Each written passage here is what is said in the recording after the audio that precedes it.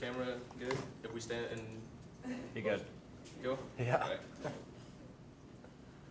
Okay, so my name is David, and this is Ali, and today we're going to be compare and contrast Dior and Givenchy through their history, culture, past management, CSR, style and products, and to determine which company is better managed. So, a little history about Christian Dior SE. It's founded by Christian Dior himself. He started out by just selling illustration of his design outside his home. He was later funded by Marcel Bojac to create his first collection, and he passed away in 1957 after a few of his first collection. And Dior was undergo many different creative directors, from Saint Laurent to Ralph Simmons. And in 1985, Bernard Arnault took over and was probably the most successful creative director Dior ever had.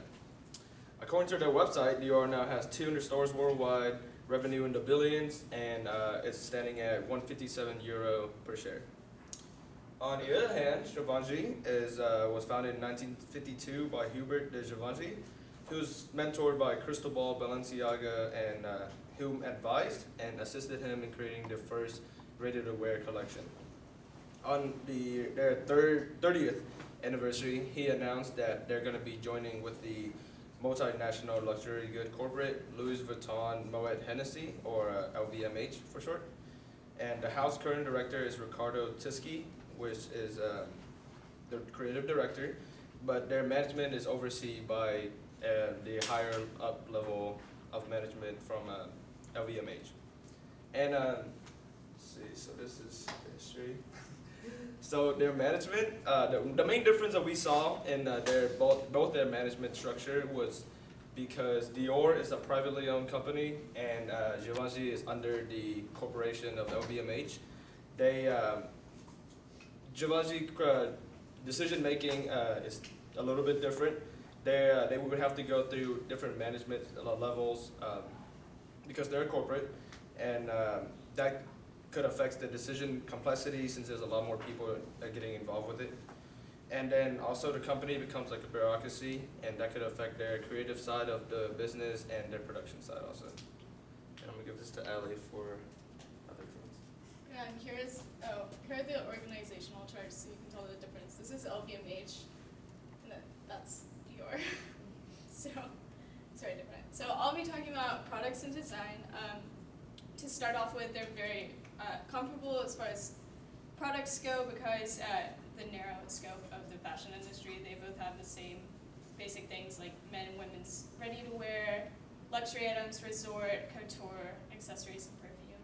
But where they're different, I guess, is stylistically, and both of the houses kind of keep to the history of the original designer. So here you can see like the muses of Dior are very elegant and mature and like sophisticated, and it was like Ingrid Bergman was the main muse compared to Audrey Hepburn of Givenchy, and it's very youthful, sensual, and like really ornate, and you can still see that today.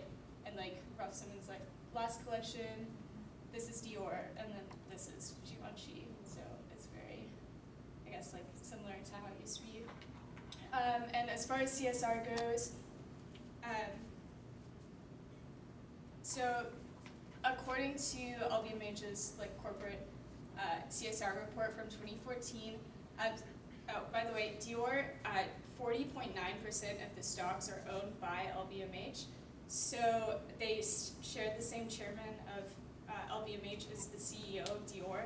So they both have the same CSR report because it's the largest shareholder.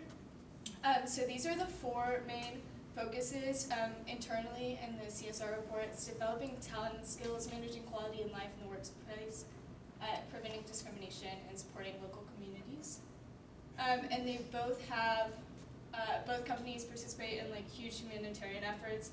They look really trying to do initiatives for women's empowerment, minority, disabilities, and youth, getting them involved in fashion design, so different scholarships and programs for education and employment, and then relief in natural disasters, and they keep it local, so like Louis Vuitton of Japan, like they put a lot of money after tsunamis or like America put a lot of money into Haiti after natural disasters there. According to the website, LVMH is trying to be more sustainable, but it's really hard to be an effective, sustainable fashion house, and that's kind of a struggle they're dealing with. But in the projection for the 2016 CSR report, they're trying to cut down production and water usage and that kind of thing.